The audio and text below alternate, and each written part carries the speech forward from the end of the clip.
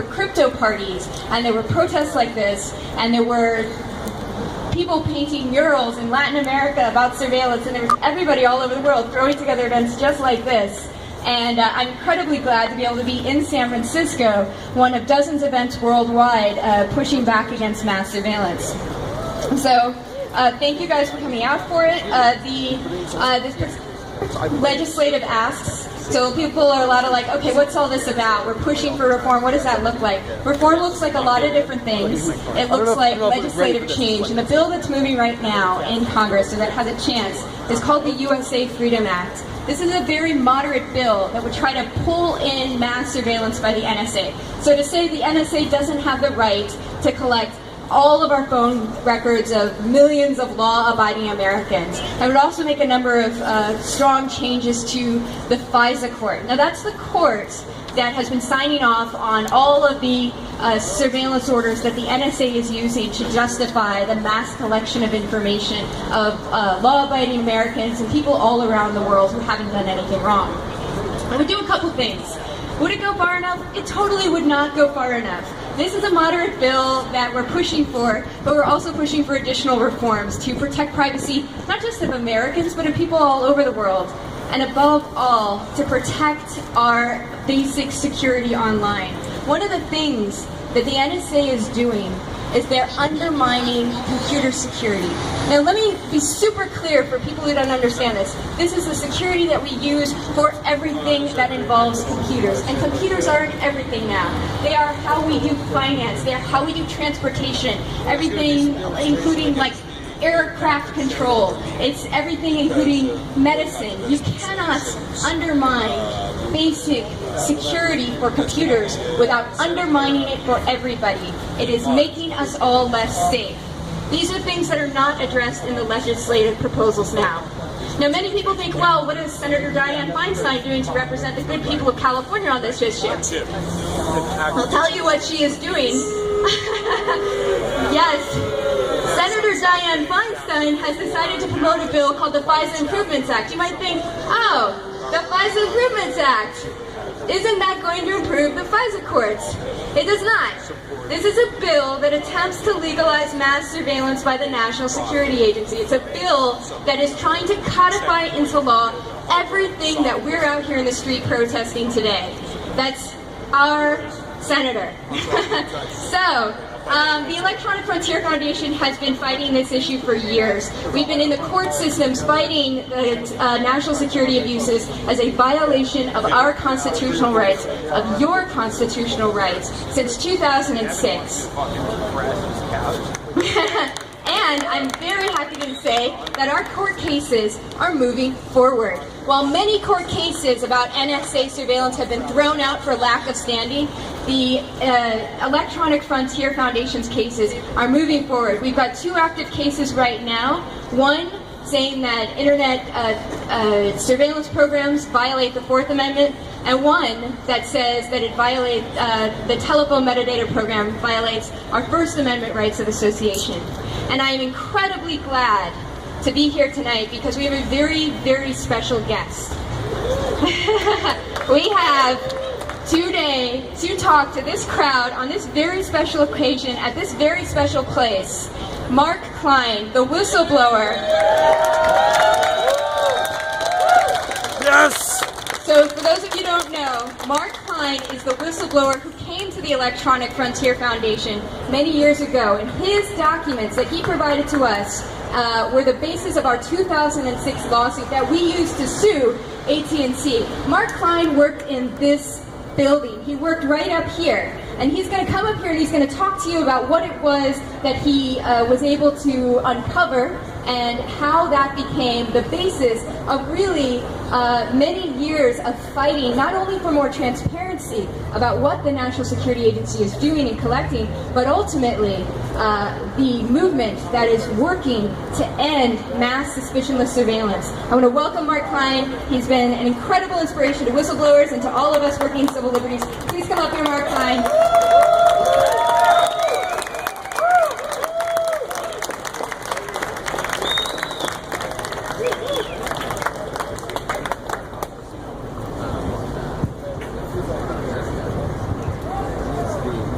Thanks, Rainey. Well, this takes me back. I retired in 2004. But in 2003, I was assigned to this building. And I had already heard, before I arrived here, that there was a secret room being built for the NSA. And only one guy could get in that room. And he was the guy who had been interviewed by the NSA. That already pissed off a lot of people because he was working with equipment that us union technicians were supposed to work with. When I arrived, I was assigned by happenstance to the internet room. And gradually over weeks, I found some documents and I found some equipment that the previous technician pointed out to me. And what I found was this, that the NSA had installed splitters, which are basically glass prisms that split the light beam, laser light beam, that carries the internet data. And by splitting the beam, they were basically copying all the data flowing across the internet in that room. And that data went to their secret room, and then it went on to who knows where, probably the NSA headquarters or other storage facilities. And my job was partly to connect new circuits to the splitter cabinet. So I was basically, and I knew right away what I was doing. I was wiring up the Big Brother machine, which pissed me off. I used that line later as a title of my book, Wiring Up the Big Brother Machine. And I knew right away that what they were doing was totally illegal. Because I remember in the 70s, and I remember high school Constitution, where you were introduced to the 10 Amendments, and the 4th Amendment said that they had to get a warrant and get probable cause to collect specific things on specific people. They had to name specific people and places and things that they could collect, and it had to be signed by a judge on a warrant. And that's the 4th Amendment. And I knew looking at the splitter that was totally illegal, because the splitter is basically a dumb piece of equipment that just sweeps up everything blindly without any warrants. So I knew that was completely unconstitutional right off the bat. But that was my job, and I needed my job. I was in my late 50s, and you can't go screaming, hey, this is unconstitutional, and then bam, you find you're fired. So, but I made note of this. It was clearly unconstitutional. And so, gradually, I collected these documents which documented how it was wired up. The documents showed that they were copying internet data and sending it to their secret room. And then in 2004, as I said, I retired. But I thought, well, wait a minute, I should take those documents with me. Maybe I can show them to somebody. So for another year and a half, I didn't do anything for a year and a half. This was a scary time. President Bush had already put into the military brig without any charges an American citizen arrested on American soil, and they threw in a brig without charges. That was Jose Padilla. So I was scared. I was afraid to do anything. But I had these documents. Then in December 2005, the New York Times published an article exposing that the phone companies were involved in warrantless eavesdropping.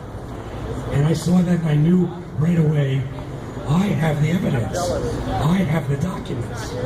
I could bring this out.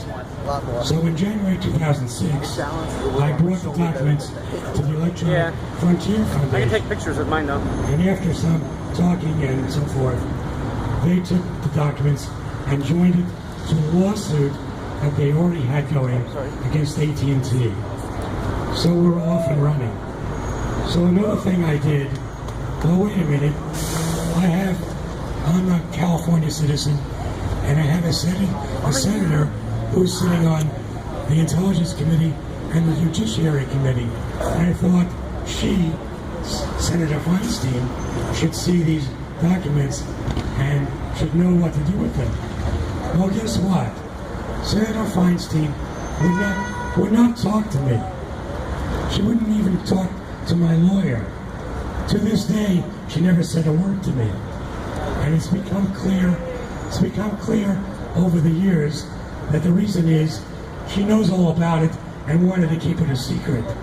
She's been functioning as an agent of the NSA all this time, trying to keep it a secret.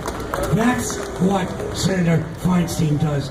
She protects the NSA from any political embarrassment. And she knows that they've been violating the law and the Constitution. So we went to Congress. So we tried to go to Congress, and Congress's reaction was to generate a bill, and Feinstein was the spearhead of this bill,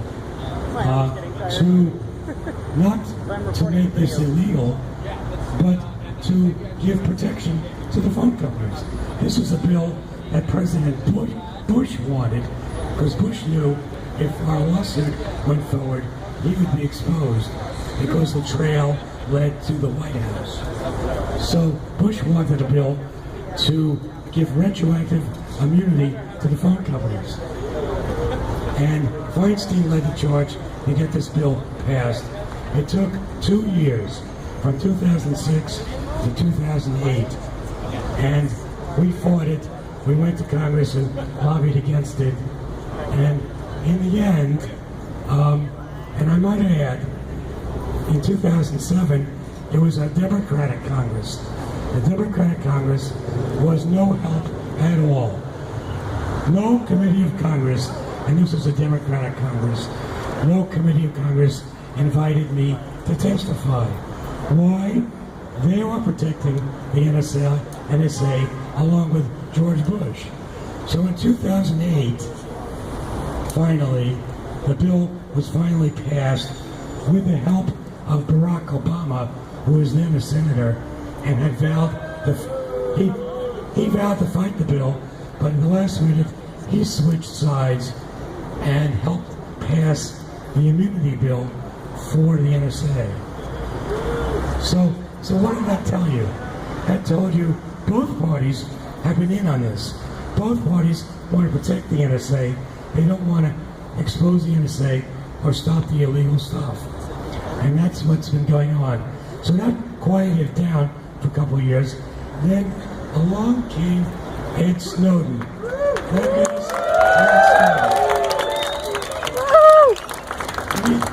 Me, they tried to dismiss as a no